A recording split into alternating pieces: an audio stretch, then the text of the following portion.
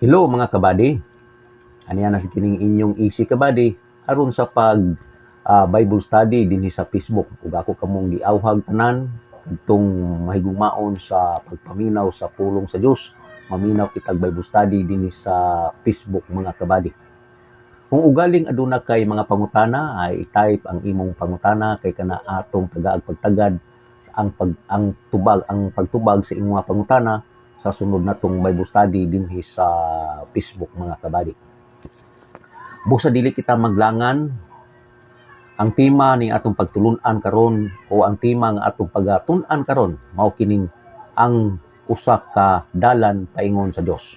Usbo nako ang usa ka dalan paingon sa Dios mga kabady.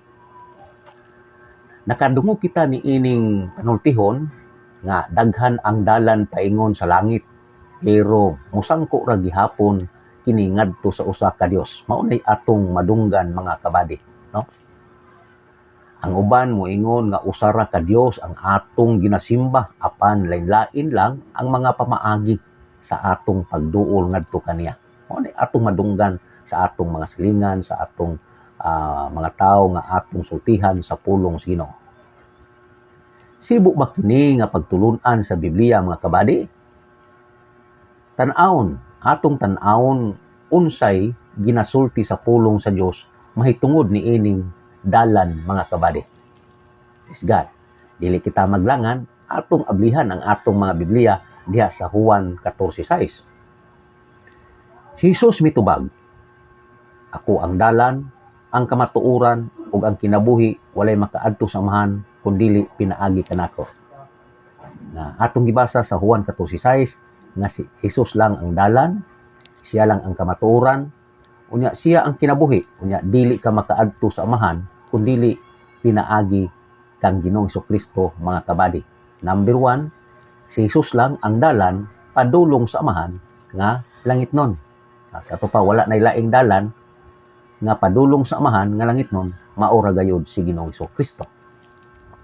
Ikaduha, si Jesus lang ang tigpatunga taliwala sa Dios o sa tao. Atong basahon ang 1 Timoteo 2:5 ngadto sa 6. Kay may usa lamang ka Dios ug usa lamang ang naghiusa sa Dios ug sa mga tao. Ang tao nga si Kristo Jesus nga mitugyan sa iyang kaugalingon aron pagluwas sa tanang tao. Kini ang kamatuoran nga luwason sa Dios ang tanang tao sa gitagal nga panahon. 1 Timoteo 2:5 o 6. Ikaduha mga kabady, si Jesus lang ang tigpatunga o tigpatiwala sa Dios o sa tao. Siya ra ang tigpatunga mga kabady. O siya lamang ang tigpatunga o tigpatiwala sa tao o sa Dios. Si Jesus ra, way lain mga kabady. Si Jesus ra, dili na to punan ang Biblia mga kabady kay mao may gisulti sa Biblia. Ikatulo mga kabady, atong basahon. Juan 10:9. Ako ang pultahan, ang mosulod agi kanako maluwas. Mosulod siya og mugula ug makakaplag siya og masibsib. Juan 10:9. Ikatulo mga kabady, si Jesus lang ang pultahan diin ang mga tao makasulod og maluwas. Ingon siya din, si Jesus lang ang pultahan unya aron ang tanang tao mosulod ini og maluwas mga kabady, makabaton ka og kaluwasan. Hallelujah. Praise God. Mao nay giingon. Hallelujah. No? Ikaupat, atong basahon ang Buhat 4:12. Yun siya. Buhat 4:12, yun siya. Buhat 4:12. Ang kaluwasan makaplagan lamang diha kaniya, kay wala nay laing ngalan sa tibuok kalibutan nga gihatag sa Dios ngadto sa katawhan nga makaluwas. Buhat 4:12. Ikaupat nga punto mga kabady, ang pangalang Jesus lang maoy gihatag sa Dios aron nga ang tanang tawo maluwas. Ang pangalan ra ni Hesus ang gihatag sa Dios aron nga ang tanang tawo maluwas, mga kabali. Busa wala nay laing ngalan. No? Dili ngalan sa mga apostolis, dili ngalan sa anghel ang gihatag sa Dios. Ang gihatag sa Dios ang pangalan ni Ginoong Jesucristo aron nga ang tanang tawo maluwas, mga kabali. Ikalima nga punto, mga kabali. Atong basahon, ikalima. Juan 3:16. Ingon siya dinhi. Juan 3:16. Kay gigugma pag-ayo sa Dios ang kalibutan ug tungod niini gihatag niya ang iyang bugtong anak aron ang tanan nga mutuo kaniya dili mamatay, kundili makabaton hinuon sa kinabuhing dayon. Juan 3:16, mga kabady. Ikalima nga punto, mga kabady, si Jesus lang ang gipadala sa Amahan aron ang tanang tawo makabaton og kinabuhing walay katapusan. Kusbo nako ang ikalima nga punto. Si Jesus lang ang gipadala sa Amahan aron nga ang tanang tawo makabaton og kinabuhing walay katapusan. Atong nabasa diha sa Juan 3:16, gipadala sa Dios ang iyang bugtong anak aron nga ang tanan nga mutuo sa kaniya makabaton og kinabuhing walay katapusan, mga kabady. At sa di pa kita magpadayon, muinom sa tagkape, mga kabady.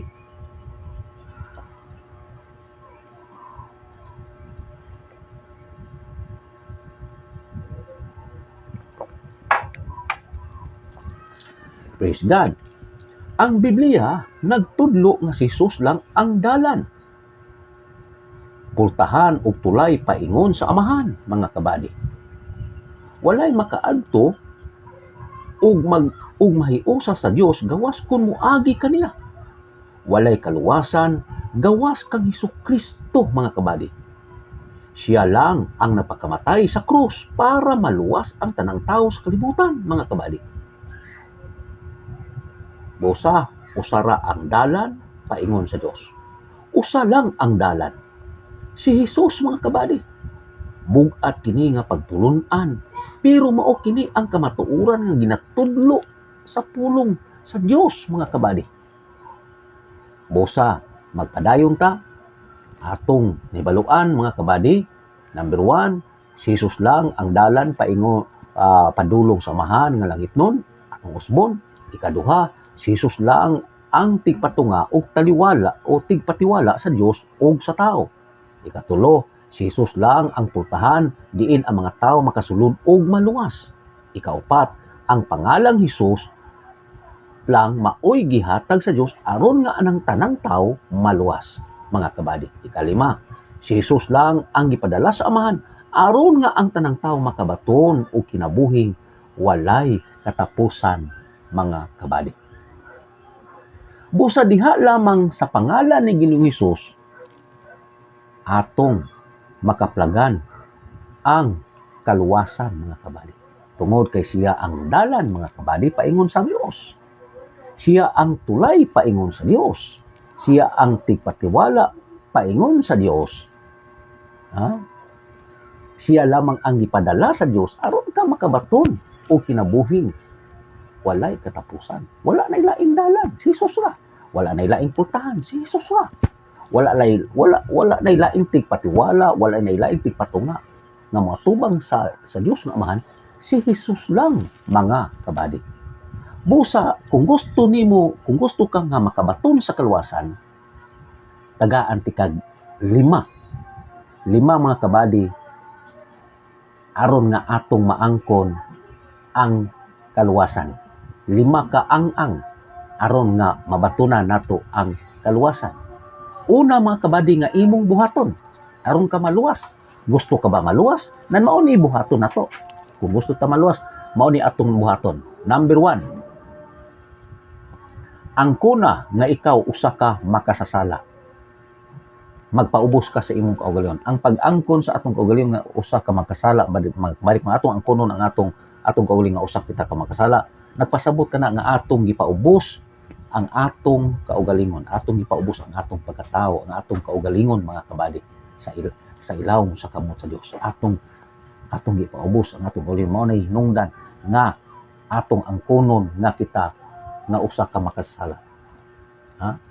Atong angkonon nga igon ang puso Ginoo nga ang tanang tao nakasala o nahilayo sa Dios o nakabsan si maya sa Dios. Di ka makaingon nga wa kay sala, tanang tao nakasala mga kabady. Tanan tao nakasala.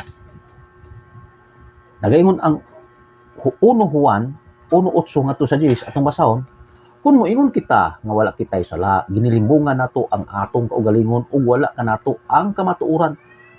Kung moingon kita nga wala kita makasala, ginapakako nato ang Dios ug wala nato dawata ang iyang pulong. Kung moingon ta nga wa tay sala, gilimbungan nato ang kaugalingon. Mulimod ka nga wa kay sala, ngan imong gipakabakakon ang Dios ug wa ka motuo sa iyang pulong, wa nimo dawata ang pulong. Busa kung gusto ka nga makabaton, imong mabatunan ang kaluwasan mga kabady. Mga kabady, ang kuna nga ikaw usa ka makasasala mga kabady. Ikaduha, pangayo o pasaylo sa imong mga sala ngadto sa Dios. Imong ikumpisal ang imong sala ngadto sa Dios.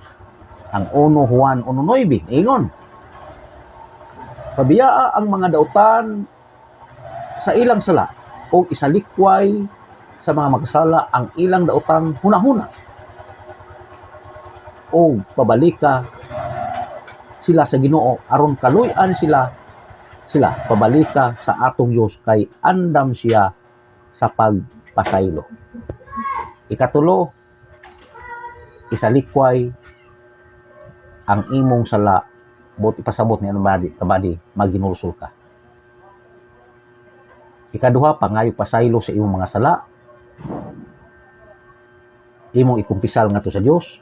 O ikatulo, isalikway ang imong mga sala nga bot ipasabot maghinulsol ka. Mao nay buhaton nato nga aron kita makabaton sa kaluwasan mga kabady, aron maangko nato ang kaluwasan. Ikaupat, nga ang Dios muluwas kanimo pinaagi sa iyang grasya. Bot ipasabot ni ara mga kabady. Kung gusto ta maluwas, kinahanglan nga mutuo ka. Ang pagtuo sa pangalan ni Jesus maoy makapaluwas nato. Naluwas ta tungod sa grasya sa Dios, apan pinaagi sa atong pagtuo maluwas kita. Giluwas ka sa Dios pinaagi sa grasya, apan pinaagi sa atong pagtuo maluwas kita mga kabady. Praise God. Atong nabasa diya sa Tito 2:11, kay gipadayag sa Dios sa iyang grasya kay gipadayag sa Dios ang iyang grasya sa alang sa kaluwasan sa tanang tao. Atong mabasa diya sa Tito 2:11 mga kabady. Ang pagsabot sa grasya mao nga nakadawat kita og pabor nga dili angayan moabot kanato mga kabady. Kamatayon ang angay kanato tungod sa atong mga sala, apan ang Dios naghatag kanato og libre nga gasa sa kaluwasan dinha ni Kristo Jesus. Atong nadawat ang kabaliktaran sa atong angay madawat mga kabady. Mao kini ang grasya. Ang kaluwasan nagagikan sa Dios ug wala nagagikan sa tao mga kabady. Nag-ingon ang Biblia, naluwas kamo tungod sa grasya sa Dios, Efeso 2:5. Kinahanglan tuhuan ta kini nga pamaagi sa pagluwas kanato nga mga makasasala mga kabady.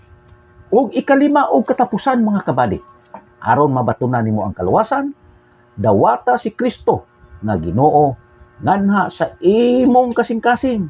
Buot ipasabot ang pagdawat ni Kristo mga imong dawaton si Kristo mga kabady nga atong itugyan ang atong kaugalingon, diha sa Dios mga kabady. Yun ang pulong si Dios. Kolosas 2:6, sanglit gidawat naman ninyo ang Ginoo nga Ginoo si Kristo Jesus pag kinabuhi kamo nga hiniusa kaniya mga kabady. Kinahanglan dawaton nato si Kristo nga atong Ginoo manuluwas sulod sa atong kasing-kasing. Una kita makalakaw uban kaniya, kinahanglan ato usa siyang papuy-on sa atong mga kinabuhi. Mosulod siya pinaagi siyang balang espiritu kung ato siyang imbitaron pinaagi sa mga pag-ampo. Mao kini ang takna sa pagdawat sa kaluoy sa Dios mga kabady. Karon mauna ang adlaw sa kaluwasan, sumala pa sa Korinto 6:2 mga kabady.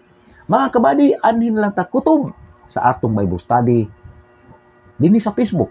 Kung ugaling aduna kay mga pangutana, i-type ang imong pangutana kay kana atong tagaan ug pagtagad ang imong pangutana sa sunod nato nga Bible study dinhi sa Facebook. Shout out di ay sa mga tanan kong mga kaigsuonan diya sa Sitio Bantayan, Cordoba, Cebu. Praise God. Tanan kong mga kaigsuonan, shout out ninyo diya tanan. Praise the Lord. Hallelujah. Ang Diyos magapanalangin kanatong tanan. Shout out di ay sa pastor nga dumala diha sa simbahan diya sa GCKG Church sa Sitio Bantayan, Cordoba, Cebu, sa Jesus Christ King of Glory Church ni Pastor Lilian Gonzon nga tuwa karon sa US. Shout out ninyo diya pastor. Hallelujah, dalaygon nga tumboy nga Dios. Busaan nilang takotong mga kabady og ang Dios Amahan sa atong Ginoong Kristo ug diniugan sa Espiritu Santo magapanalangin kanatong tanan. God bless mga kabady.